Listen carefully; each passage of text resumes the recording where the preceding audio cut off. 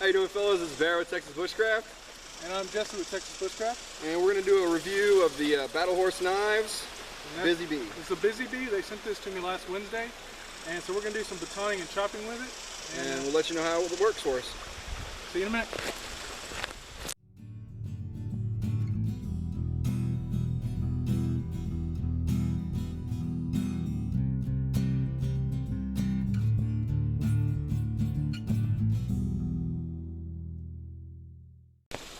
So as Bear was saying, this is the BHK, the Battle Horse Knives, Busy Bee. They sent this to me last Wednesday. And this is actually OT1 tool steel. And with this one in particular has a saber grind on it, and with gray and black micarta scales on it. And first thing we're going to talk about is the handle itself. We're going to be doing, this is going to be kind of a dual review. Bear and I kind of have different opinions on the knife itself, so I'm going to start with the handle. And like I was saying, it is a black and gray micarta. And honestly, I think this handle feels really nice in it, nice in my hand, especially on this sweep here on the very end. I have pretty, substantial hands, so that really cups my pinky there pretty well. And I'm really liking the width of it, and you can see it kind of tapers up towards the blade, and it has a really good profile. This sweep here in particular is what I like. I think the price on this is just around $150, and that comes with a standard leather sheath here. You can actually add a dangler for $5, and I believe you can get a kydex sheath for an extra $60, but I'll make sure to correct anything that's wrong in the description, as well as maybe a couple annotations on the screen. So this knife actually isn't on their website. This knife is in really high demand. They can't keep it in stock. So the only way to get this knife is to actually call them and order it via the phone. And which makes it even more special that they actually sent this to us. And this is one of the knives that I asked for personally. They asked me which knives I was interested in, and I saw this on their Facebook page. And I thought that this was a really nice knife to review. So that's why I'm out here. And there was a couple other options. I think there was maybe wood scales as well, that there was an option on it. But like I said, I'll make sure to make annotations as well as links to their Facebook and their webpage as well. Alright, so as Jesse said, the handle, he likes it. His hands are a little bit bigger than mine. I think he's got a little bit thicker fingers and palm swell as well. But for my hand, it doesn't quite fit the way I like it to fit. Like the swoop that he likes in the back hits my pinky in a really odd spot just because of the width of my hand itself. As far as everything else, I love the feel of the micarta. It's the way they finished it is really great. I'm thinking they sandblasted it, but I'm not positive on that one. The sheath is actually pretty good quality.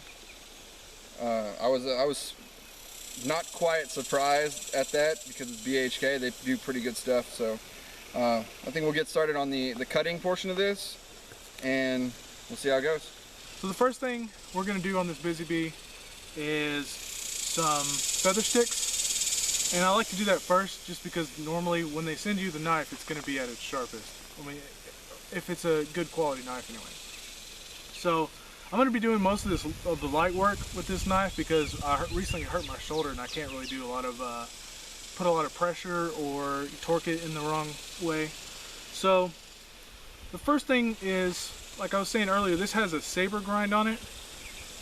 So the degrees of this, I'm not exactly sure what it is, but it's kind of steep. So I have the initial feeling that the feather sticks are going to be kind of difficult to get used to.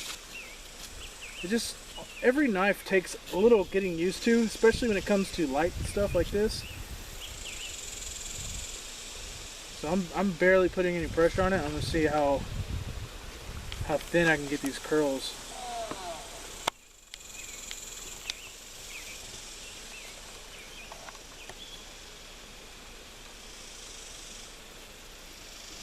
It feels good actually, even though it's a pretty steep angle on the edge of that. These curls are actually coming off pretty easily. I'm putting a lot of downward pressure more than forward pressure when I'm doing this as well. Just so I don't have to dig too deep into the wood. So let's go a little bit faster here. So that's a pretty decent feather stick right there. And honestly, I didn't expect it to do that well because of, like I said, the angle of this saber grind here. A lot of times what I like to do feather sticks with is either a Mora because of the thickness of the blade, which by the way, this is, I believe, 3/16. I'll have to annotate that, I can't remember exactly. But a lot of times I like to do my feather sticks with something with maybe a Scandinavian grind on it, or even a flat grind. But this is actually working pretty well. I like that. And like I was saying about the handle, I'm not really getting any hot spots when I'm doing this, but the chopping and more heavier stuff will get a better idea of how it'll feel in the hand. It's taking a good amount of pressure to really get in there.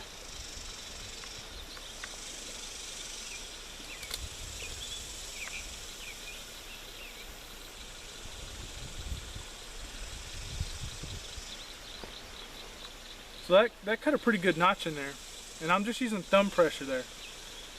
All thumb pressure, like this, back and forth. And what that's showing me is how much resistance is going to be on that bevel there while I'm doing this. The stronger the angle, the more steep the angle, the harder it is going to be to do these notches like that. So I guess that's really essentially all of the light work. We're gonna move on to some batoning now, as well as chopping, and see what this thing can do. All right, fellas. So what I'm gonna do is I'm gonna cut off part of this. This is pecan. Yeah. This pecan tree. It's a live branch has been sticking out. It's got a lot of catch from when it rains pretty heavily. So I'm gonna try to do it with this this blade. It's a little bit small for what I would actually feel more comfortable doing this with, but I'm gonna give it a try and see how it goes.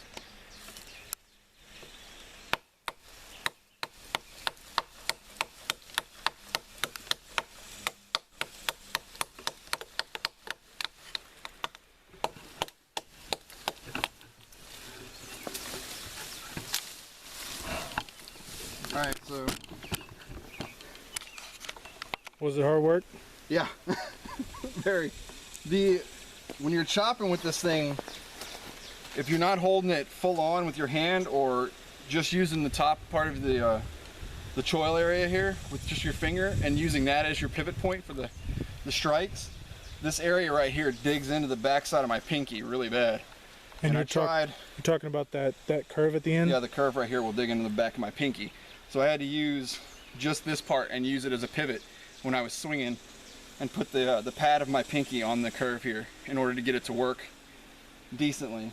When I tried to choke back and just use that curve, the blade is a little too short and it's not very good at actually cutting in when you strike it that way. And I would guess that cutting edge is maybe 3.5 inches. You think? Maybe 4? Yeah, maybe 4.5. Something like that, but it's pretty tiny. I mean, yeah, it's not really meant for the chopping, but in my opinion, I really don't think knives are meant for chopping at all. But it's a skill that knives should have. Yeah, you should be able to if you need to, but you should have a saw or some sort of an axe or something when you're cutting out. When you're out here in the bush, if you're wanting to cut things down, like you need to cut down a tree or you need to cut down branches like this for a baton. You want to have something that's got more substantial weight to the front of it. So I'm going to process up this piece, I don't know, pecan I guess, that Jesse pulled off the ground back there near where we were at. And I'm going to do it by batoning. So I'm just going to cut off a couple of sections and baton through them and see how this thing holds up. So here we go.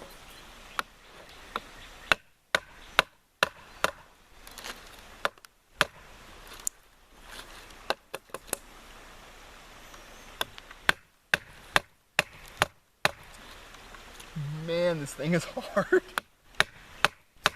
It's like hitting a rock.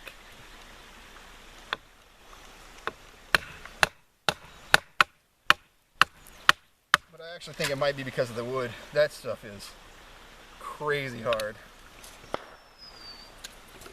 Oh yeah, we Happy 4th of July! forgot to mention that it's the 4th of July. Alright, so I'm going to baton this thing. And there's a big spot down in the end where it snapped off the tree, but we're going to go with the other end that I just cut. Let me get a better angle here.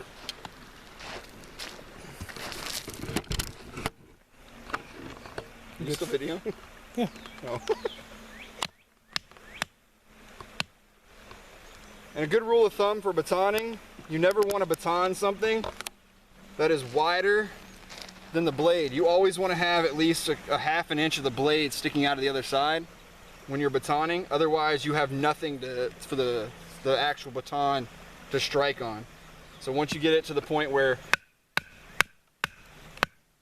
the spine is down like that, if you don't have anything off the other side, you're not going to be able to get any kind of leverage to get the or strike to get the blade to go down.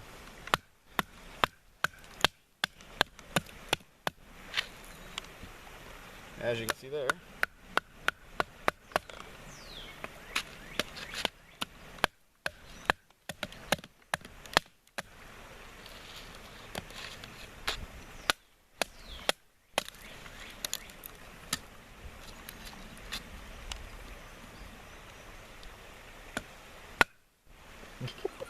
Did you see that? Well, if you guys start hearing fireworks in the background, there's somebody shooting them off in their field back here.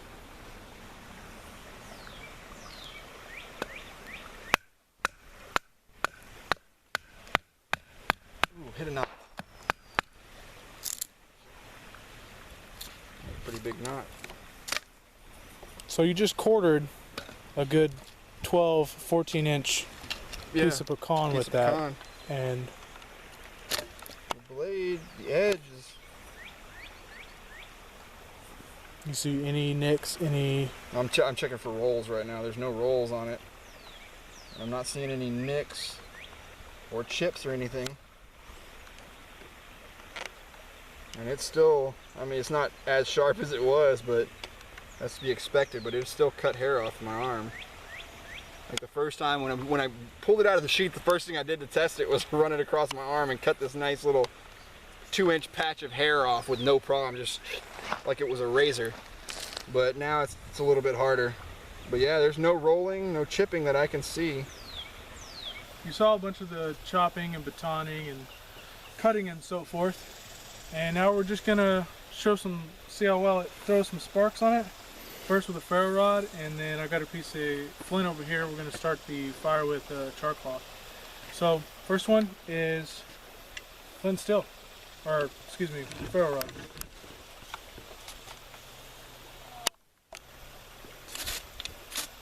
Barry was talking about it earlier, that this spine is sharp. I mean, this thing is throwing crazy sparks. That's probably better than all of my knives, actually. I mean, 4th of July for you right there. Happy 4th. That's what I was just about to say that. So, I mean, that's pretty easy. Throwing a shower of sparks, which is good. Next is going to be flint and char cloth and our fire for the night.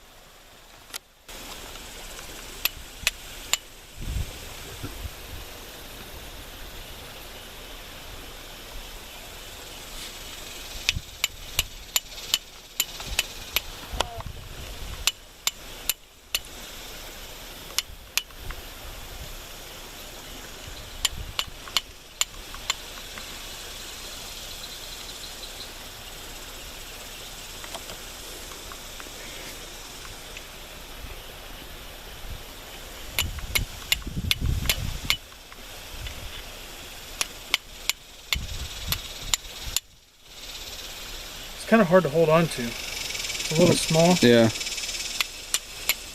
There we go.